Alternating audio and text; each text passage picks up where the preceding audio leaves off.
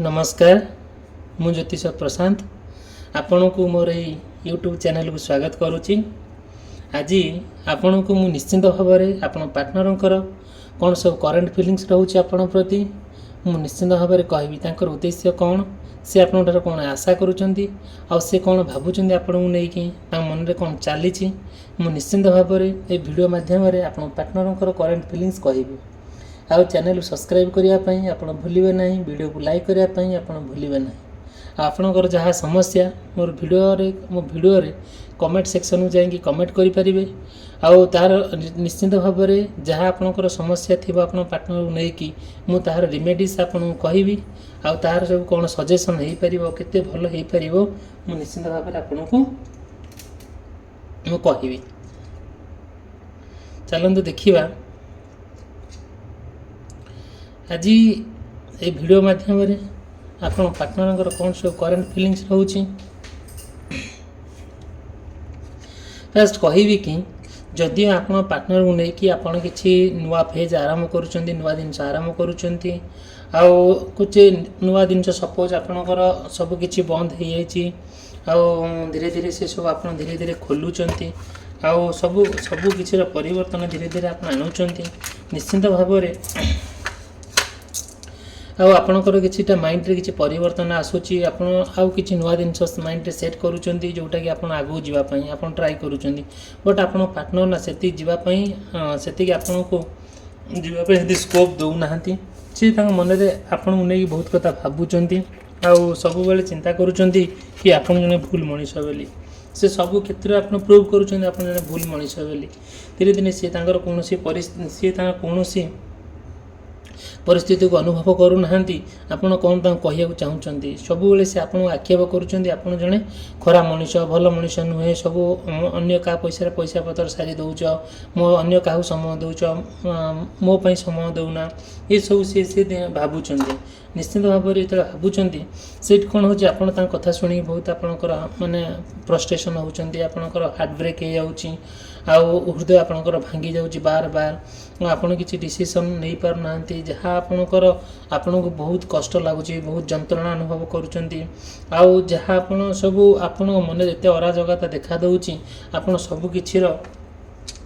सबकि छाड़देवाई आपन को इच्छा होची आपन क्या साथ कथा कि क्या साथ रही भल लगुना सबुतर माने एत कष्ट जंत्रणा आपन को एत भारी माने एत कष्ट लगुच एत जंत्रणा आप फिल होची आपन सबकि भूली जाकि आउ कौन कर पुनर्बार पुनर्बार पुनर्बार आपन कौन कर नुआ संपर्क गठन करने सहित आप ट्राए करुँच बट से करने को दौना आपन ना देखु ये आम सब ये सब स्टोन बहुत मूल्यवान स्टोन सब पत्थर सब जोटा कि आपड़ जदि भी आपणकर जीवन में कि प्रोब्लेम हुए आओ ये स्टोन सब बाहरी करती तार सब ग्रह नक्षत्र को आकलन करी आमर जहाँ सब प्रोब्लेम होता समस्या निश्चिंत दूरीभूत हम ये सब बहुत मूल्यवान स्टोन सब आज्ञा आर ये बहुत मूल्यवान स्टोन सब ये ग्रह नक्षत्र को आकलन करी मंत्र पाठ करी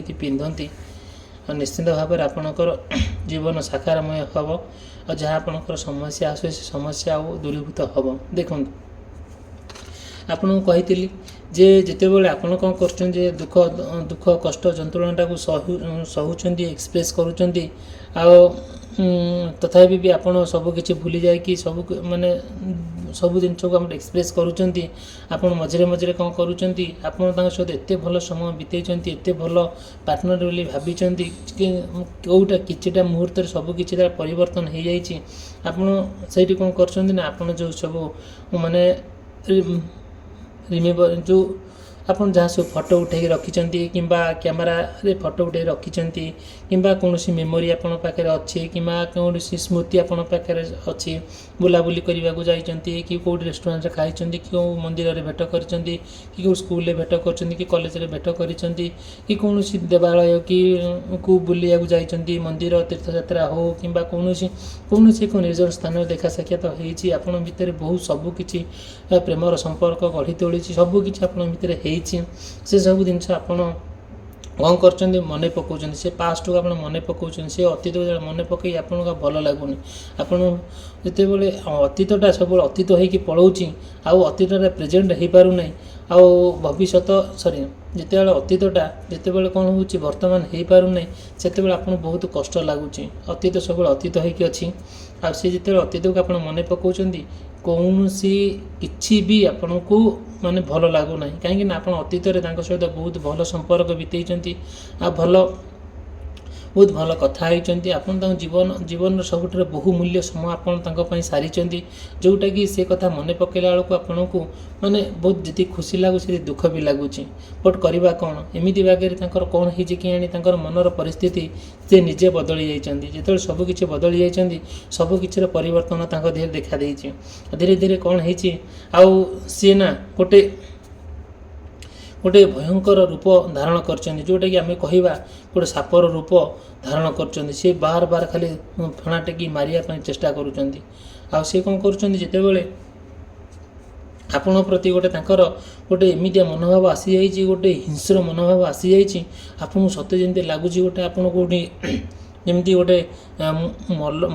ମରଣ ଶରୀର ଧରିକି ଆପଣ ବୁଲୁଛନ୍ତି। ଆପଣଙ୍କ ଚାରିପଟେ ଖାଲି ବିପଦ ଘୁରି ବୁଲୁଛି। କ'ଣ କରିବେ? ତେଣୁକରି ଯେତେ ଯାହା ହେଉନା କାହିଁକି, ଆଉ ସେ କ'ଣ ଦିନକୁ ଦିନ ଏତେ କଷ୍ଟ ଆପଣ ଯନ୍ତ୍ରଣା ଅନୁଭବ କରୁଛନ୍ତି ଯେ, ଯେଉଁଟାକି ସତେ ଯେମିତି ଆପଣଙ୍କୁ ସବୁକିଛିର ଅନ୍ତ ଘଟିଛି। ଆପଣ ଯେମିତି ସତେ ଯେମିତି ଗୋଟେ ମରଣ ମୁହଁରେ ପଡ଼ିଯାଇଛନ୍ତି, କୌଣସି ଏକ ମାନେ ଗୁମ୍ଫାରେ ପଶି ଯାଇଛନ୍ତି, ତା'ର ବାଟ ପାଉନାହାନ୍ତି ବାହାରିବା ପାଇଁ, କୌଣସି ଏକ ନିର୍ଜନ ସ୍ଥାନରେ ପଶି ଯାଇଛନ୍ତି, ଦିଗହରା ହେଇଯାଇଛନ୍ତି, ଆଉ କୌଣସି ରାସ୍ତା ପାଉନାହାନ୍ତି କେମିତି ବାହାରିବା ପାଇଁ। କିନ୍ତୁ କ'ଣ କରାଯିବ, ଏ ସବୁର କିଛି ପରିବର୍ତ୍ତନ ହେଇଯାଇଛି କିଟା ମୁହୂର୍ତ୍ତରେ ଭିତରେ। କିଏ କରିଛି? ଆପଣ ପାର୍ଟନର କରିଛି। ଏମିତି ନିଜକୁ ସଜାଇ ଦେଇଛନ୍ତି, ଏମିତି ନିଜକୁ କହିଛନ୍ତି, ଆପଣଙ୍କୁ ଆକ୍ଷେପ କରି କହୁଛନ୍ତି, ଯେଉଁଟାକି ଆପଣ କିଛି ଥଳକୂଳ ପାଉନାହାନ୍ତି, ଏମିତି ଭାବରେ ଭାସୁଛନ୍ତି। ନିଶ୍ଚିନ୍ତ ଭାବରେ ଆପଣଙ୍କର ଯଦି ମନରେ କୌଣସି ପ୍ରଶ୍ନ ଥାଏ, ଆଉ ଆପଣଙ୍କ ପାର୍ଟନର ବିଷୟରେ ଜାଣିବା ପାଇଁ ନିଶ୍ଚିନ୍ତ ଭାବରେ ମୋତେ କଣ୍ଟାକ୍ଟ କରିବେ। ଆଉ ମୋର ପର୍ସନାଲିଟି ମାଧ୍ୟମରେ ଆପଣଙ୍କ ପାର୍ଟନରଙ୍କର ଯାହା କରେଣ୍ଟ ଫିଲିଙ୍ଗସ୍ ଥିବ, ତାଙ୍କ ମନରେ କ'ଣ ଚାଲିଛି, ସେ କ'ଣ ଚାହୁଁଛନ୍ତି, ତାର ଉଦ୍ଦେଶ୍ୟ କ'ଣ, ଆଉ ଯଦି ବି ସେ ଆଉ କାହା ସହିତ ଯୋଗାଯୋଗରେ ଅଛନ୍ତି, ଥାର୍ଡ଼ ପାର୍ଟି ସହିତ କନେକ୍ଟରେ ଅଛନ୍ତି, ରିଲେସନସିପ୍ରେ ଅଛନ୍ତି, ମୁଁ ନିଶ୍ଚିନ୍ତ ଭାବରେ ତାର ସମାଧାନ କରାଇଦେବି। ଆଉ ନିଶ୍ଚିନ୍ତ ଭାବରେ ତା ରେମେଡ଼ିସ୍ ମୁଁ ଆପଣଙ୍କୁ କହିବି, କେମିତି ଆପଣ ପାର୍ଟନର ସହିତ ଆପଣ କେମିତି କ'ଣ କରିବେ ନା ସୁନ୍ଦର ଜୀବନଯାପନ ଗଠନ କରିବେ। ଦେଖନ୍ତୁ, ଫାଷ୍ଟ କହିବି କି, ଯେତେବେଳେ ଆପଣ ଯେକୌଣସି ଗୋଟେ ନୂଆ ପଦକ୍ଷେପ ନେଉଛନ୍ତି, କୌଣସି କାର୍ଯ୍ୟରେ ଏନଗେଜ୍ ରହୁଛନ୍ତି, ଫିର୍ ବି ଆପଣ ଟିକିଏ କ'ଣ କରୁଛନ୍ତି ନା, ସବୁକିଛିକୁ ଭୁଲି ନାହାନ୍ତି। ସବୁକିଛି ଠିକ୍ଠାକ୍ ହେଇଯାଇଛି, ବଟ୍ ଆଉ କିନ୍ତୁ ସବୁ କଥାରେ ଯେତେବେଳେ ଆପଣ କ'ଣ କରୁଛନ୍ତି, ଏନଗେଜ୍ ରହୁଛନ୍ତି, ତଥାପି ଆପଣ ବେଶୀ ଜାଗାରୁ ବାହାରି ଆସିପାରୁନାହାନ୍ତି। ଆପଣଙ୍କୁ ସବୁବେଳେ ଆପଣଙ୍କ ପାର୍ଟନରଙ୍କର କଥା ସବୁବେଳେ ଆପଣଙ୍କ ମାଇଣ୍ଡରେ କିଏ ଜଣେ ପୁରେଇ ଦେଉଛି କି, ସବୁବେଳେ ଘୁଣି ହେଉଛନ୍ତି, ମନେ କରୁଛନ୍ତି, ମନେ ପକାଉଛନ୍ତି, ଆଉ ତାଙ୍କ କଥା ବାର ଭାବୁଛନ୍ତି। ଏତେ ଭାବୁଛନ୍ତି ଯେ, ଯେଉଁଟାକି ଆପଣଙ୍କୁ ମାନେ କୁଆଡ଼େ ଯିବା ପାଇଁ ଇଚ୍ଛା କରୁନାହାନ୍ତି, କି କୁଆଡ଼େ ଯିବା ପାଇଁ ମନ କରୁନାହାନ୍ତି, କିଛି କରିବାକୁ ଇଚ୍ଛା ହେଉନି, କି ଆପଣଙ୍କର କ'ଣ ସବୁ ଚାଲିଛି ଆପଣଙ୍କ ମନରେ କିଛି ହେଉନି, ମାନେ 12ରୁ 17 ପଟ ହେଇଯାଉଛନ୍ତି, ଯେଉଁଟାକି ଆପଣ କୌଣସି ଫାଇନାଲ୍ ପଏଣ୍ଟରେ ପହଞ୍ଚି ପାରୁନାହାନ୍ତି, ଆଉ କୌଣସି କନକ୍ଲୁଜନ୍ ପଏଣ୍ଟରେ ପହଞ୍ଚି ପାରୁନାହାନ୍ତି। ଆପଣ ଯାହା କରନ୍ତୁ ନା କାହିଁକି, ଆପଣ ବହୁତ ଚେଷ୍ଟା କରୁଛନ୍ତି ତାଙ୍କ ସହିତ ମିଶିବା ପାଇଁ, ଆଉ ଡେଟିଂ କରିବା ପାଇଁ, କି କୌଣସି ଏକ ମାନେ ରେଷ୍ଟୁରାଣ୍ଟରେ ହେଉ, କିମ୍ବା ହୋଟେଲରେ ହେଉ, କିମ୍ବା କୌଣସି ନା କୌଣସି ଜାଗାରେ ତାଙ୍କ ସହିତ ବସିକି ଟିକେ କଫି ପିଇବା, ତାଙ୍କ ସହିତ ବସିକି ଟିକେ ଟି ପିଇବା, କୋଲ୍ଡ ଡ୍ରିଙ୍କସ୍ ଟିକେ ପିଇବା, ତାଙ୍କୁ ଆପଣ ବୁଝେଇବେ କି କୌଣସି ରେଷ୍ଟୁରାଣ୍ଟରେ କେଉଁଠି କଫି କେଫେରେ ବସିକି, କେଉଁଠି ରେଷ୍ଟୁରାଣ୍ଟରେ ବସିକି, କି କ'ଣ ଗୋଟେ ଆପଣ ଯଦି ଖିଆପିଆ କରିବା ପାଇଁ ମନ କରୁଛନ୍ତି, କି ସମୟ କିଛି ବିତାଇବା ପାଇଁ ମନ କରୁଛନ୍ତି, କିନ୍ତୁ ସେତିକି ସେ ଆପଣ ସ୍କୋପ୍ ଦେଉନାହାନ୍ତି। ଆଗରୁ ବହୁତ ଦେଉଥିଲେ, ବହୁତ ସମୟ ଦେଉଥିଲେ, ଏବେ ସେତିକି ଦେଉନାହାନ୍ତି। ଏବେ ଧୀରେ ଧୀରେ କ'ଣ କରୁଛନ୍ତି, ଆପଣଙ୍କଠାରୁ ଦୂରେ ଯାଉଛନ୍ତି। କ'ଣ ତାଙ୍କ ମନରେ ଚାଲିଛି ଆକ୍ଚୁଆଲି, ତାଙ୍କର ଫିଲିଙ୍ଗସଟା କ'ଣ, ସେ ଯେତେ ଆପଣ ମାନେ ଗୋଟେ ଭଲ ରିଲେସନସିପ୍ ବାନ୍ଧିବାକୁ ଚାହିଁଲେ ବି ସେ ସେତିକି କରେଇ ଦେଉନାହାନ୍ତି। ଓଲଟି ଆପଣଙ୍କୁ କ'ଣ କରୁଛନ୍ତି, ଏମିତି ବାଗରେ କଥା କହୁଛନ୍ତି, ସତେ ଯେମିତି ଗୋଟେ ଆପଣ ଫ୍ରଷ୍ଟ୍ରେସନ୍ ହେଇଯାଉଛନ୍ତି, ବହୁତ ଦୁଃଖ କଷ୍ଟ ଯନ୍ତ୍ରଣା ଭିତରେ ଆପଣ ଗତି କରୁଛନ୍ତି। ଆପଣ ଚାହୁଁଛନ୍ତି କୁଆଡ଼େ ବୁଲାବୁଲି କରିବା ପାଇଁ, ଯିବା ପାଇଁ, ଆଉ କୌଣସି ମାନେ କିଛି ଜାଗାରେ ସମୟ ବିତେଇବା, କୁଆଡ଼େ ଯିବା, ଟ୍ରାଭେଲ୍ କରିବା, କୌଣସି ନୂଆ ମାନେ ସାଙ୍ଗମାନଙ୍କ ସହିତ ଟିକେ ସମୟ ବିତେଇବା ଏଇସବୁ ଜିନିଷ ଆଉ କ'ଣ କରୁଛନ୍ତି ଏଇସବୁ ମନରେ ତାଙ୍କୁ ନେଇକି ଆପଣ ଭାବୁଛନ୍ତି କିନ୍ତୁ ବଟ୍ ସିଏ କ'ଣ କରୁଛନ୍ତି ସେତିକି କରିବାକୁ ଦେଉନାହାନ୍ତି। ସିଏ କ'ଣ କରୁଛନ୍ତି ତାଙ୍କ ହିସାବରେ କଥା କହୁଛନ୍ତି, ତାଙ୍କୁ ଯେଉଁଟା ଭଲ ଲାଗୁଛି ସେଇଟା କହୁଛନ୍ତି, ତାଙ୍କ ସୁବିଧା ଅନୁଯାୟୀ ସିଏ ଆପଣ କହୁଛନ୍ତି। ସିଏ କ'ଣ କରୁଛନ୍ତି ମାନେ ଆପଣ ଚାହୁଁଛନ୍ତି ଗୋଟେ ରିୟୁନିୟନ୍ ହେଉ, ମାନେ ନ୍ୟୁ ଫେଜ୍ ଆପଣଙ୍କ ଲାଇଫ୍ରେ ଗୋଟେ ନୂଆ ମୋଡ଼ ନେଉ, ଯେଉଁଟା ସିଏ ସେତିକି କରିବାକୁ ଦେଉନାହାନ୍ତି। ସିଏ କ'ଣ କରୁଛନ୍ତି ସେଇ ଯେଉଁ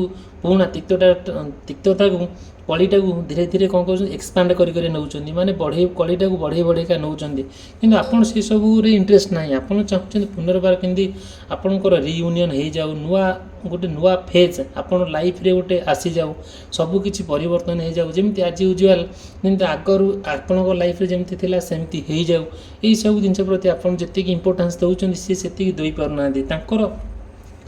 ତାଙ୍କର ଚିନ୍ତାଧାରା ଅଲଗା, ଯେଉଁଟାକି ଆପଣ ଚାହୁଁଛନ୍ତି ସେ ଗୋଟେ ସୋଲମେଟ୍ ହେବା ପାଇଁ, ଆପଣ ପରସ୍ପରକୁ ବୁଝିବା ପାଇଁ ଆପଣ ତାଙ୍କୁ ବୁଝିବା ପାଇଁ ଟ୍ରାଏ କରୁଛନ୍ତି। ଆପଣ ତାଙ୍କର ପ୍ରତ୍ୟେକ ମୁହୂର୍ତ୍ତରେ କେୟାର ନେବା ପାଇଁ ତାଙ୍କୁ ଯେତିକି କେୟାର ନେବା କଥା ଆପଣ ନେଉଛନ୍ତି, ଯେତିକି ତାଙ୍କୁ ଭଲ ପାଇବା କଥା ପାଉଛନ୍ତି।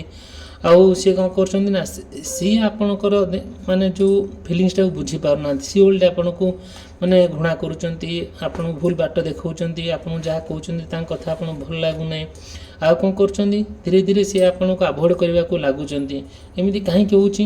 ଆଉ ସେଇଟା ନିଶ୍ଚିନ୍ତ ଭାବରେ ଆପଣଙ୍କ ମନରେ ଯଦି ପ୍ରଶ୍ନ ଅଛି ନିଶ୍ଚିନ୍ତ ଭାବରେ ମୋତେ କଣ୍ଟାକ୍ଟ କରିବେ। ମୁଁ ଆପଣଙ୍କୁ ନିଶ୍ଚିନ୍ତ ଭାବରେ ତା'ର ସଲ୍ୟୁସନ୍ ମୁଁ ଆପଣଙ୍କୁ କହିବି।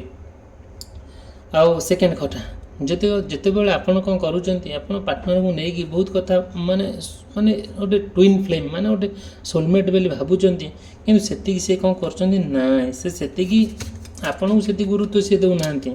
ଆପଣ ଯେତିକି ମାନେ ଯେଉଁ ପବିତ୍ର ପ୍ରେମ ଆପଣଙ୍କର ଯେଉଁ ପବିତ୍ର ପ୍ରେମ ତାଙ୍କ ପ୍ରତି ଅଛି, ସେ ପବିତ୍ର ପ୍ରେମକୁ ସିଏ ବୁଝିପାରୁନାହାନ୍ତି ହେଲା।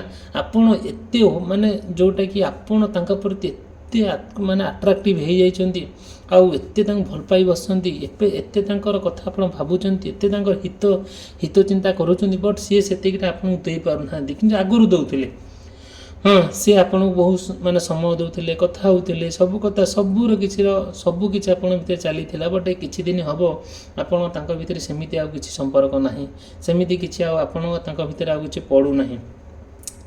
ଯେତେବେଳେ ଏସବୁ ଜିନିଷ ହେଉଛି ଆପଣ ଭାରି କଷ୍ଟ ଲାଗୁଛି। ଧୀରେ ଧୀରେ ଆପଣ ତାଙ୍କ ଭିତରେ ଗୋଟେ ସମ୍ପର୍କଟା କ'ଣ କରୁଛି ଆଉ ତିକ୍ତତା ଦେଖା ଦେଉଛି।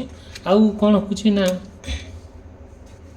ସିଏ ଯାହା ବି ଗୋଟେ ହେଉନା କାହିଁକି ଆପଣ ତାଙ୍କର ପ୍ରତ୍ୟେକ ସ୍ମୃତି, ତାଙ୍କର ପ୍ରତ୍ୟେକ ଜିନିଷ ଆପଣ ହୃଦୟ ଭିତରେ ରଖିଛନ୍ତି, ଯେଉଁଟା ହୃଦୟଟା ସମ୍ପୂର୍ଣ୍ଣ ଭାବରେ ତାଙ୍କ ପାଇଁ ଯେମିତି ତାଙ୍କ ପାଇଁ ଜନ୍ମ ହେଇଛନ୍ତି, ଆପଣ ନିଜକୁ ସେମିତି ଭାବୁଛନ୍ତି। କିନ୍ତୁ ସିଏ କ'ଣ କରୁଛନ୍ତି, ଯେତିକିଟା ଆପଣଙ୍କୁ ଇମ୍ପୋର୍ଟାନ୍ସ ଦେବା କଥା ସେତିକି ସେ ଦେଉନାହାନ୍ତି। ସେ ତାଙ୍କ ସୁବିଧା ଅନୁଯାୟୀ ସେ କଥା କହୁଛନ୍ତି। ଆଉ ଆପଣ ମାନେ ଯେତେ ଯାହା ହେଉନା କାହିଁକି ତାଙ୍କ ପିଛରେ ବହୁତ ପଇସା ପତ୍ର ବି ଖର୍ଚ୍ଚ କରୁଛନ୍ତି। ଆଉ କେମିତି ସିଏ ଭଲରେ ରହିବେ, କେମିତି ସିଏ ଭଲ ସବୁ କଥା କରିବେ, ତାଙ୍କ ଯେତେ ସିଏ ପଜିଟିଭ୍ ମାଇଣ୍ଡ ସେଟ୍ କରିବେ, ଆଉ ଯେତେ ତାଙ୍କ ଲକ୍ଷ୍ୟ ସ୍ଥଳରେ ଅଛି ସେ ସେମିତି ତାଙ୍କ ଲକ୍ଷ୍ୟ ସ୍ଥଳରେ ପହଞ୍ଚିବେ। ଆପଣ ତାଙ୍କୁ ସବୁ ପ୍ରକାର ସୁବିଧା ସୁଯୋଗ ଆପଣ ତାଙ୍କୁ ଦେଉଛନ୍ତି, କିନ୍ତୁ ସେ ସୁବିଧା ସୁଯୋଗରେ ସେ ଫାଇଦା ଉଠାଉଛନ୍ତି, ଆପଣଙ୍କୁ ସେ ଅପସନ୍ ବନେଇ ଦେଉଛନ୍ତି। ଧୀରେ ଧୀରେ ଆପଣଙ୍କ ଠାରୁ ସେ କ'ଣ କରୁଛନ୍ତି, ଆପଣଙ୍କୁ ଯେଉଁ ନଜରରେ ଦେଖିବା କଥା ସେ ନଜରରେ ଦେଖୁନାହାନ୍ତି। ତାଙ୍କର ନଜର ତାଙ୍କ ଚିନ୍ତାଧାରା ଧୀରେ ଧୀରେ ଅଲଗା ହେଇକା ଯାଉଛି, ଯେଉଁଟାକି ଆପଣଙ୍କୁ ଭାରି କଷ୍ଟ ଲାଗୁଛି, ଭାରି ଦୁଃଖ ଲାଗୁଛି। ଠିକ୍ ଅଛି, ଆଉ ନିଶ୍ଚିନ୍ତ ଭାବରେ ଯଦି ଭିଡ଼ିଓଟି ଭଲ ଲାଗୁଥାଏ ଭିଡ଼ିଓକୁ ଲାଇକ୍ କରିବା ପାଇଁ, ଆଉ ଚ୍ୟାନେଲ୍ ସବସ୍କ୍ରାଇବ୍ କରିବା ପାଇଁ ଭୁଲିବେ ନାହିଁ। ଆଉ ଭିଡ଼ିଓଟି ମୁଁ ଆଜି ଏଇଠି ସମାପ୍ତ କଲି। ଆଉ ଯାହା ଆପଣଙ୍କର ମନରେ ପ୍ରଶ୍ନ ନିଶ୍ଚିନ୍ତ ଭାବରେ ମୋତେ କହିବେ। ମୁଁ ଆପଣଙ୍କର ଏହି ପ୍ରଶ୍ନର ଉତ୍ତର ମୁଁ ମୋର ପର୍ସନାଲିଟି ମାଧ୍ୟମରେ ଆପଣଙ୍କୁ ଜଣାଇବି। ରହିଲି, ଧନ୍ୟବାଦ, ଥ୍ୟାଙ୍କ ୟୁ।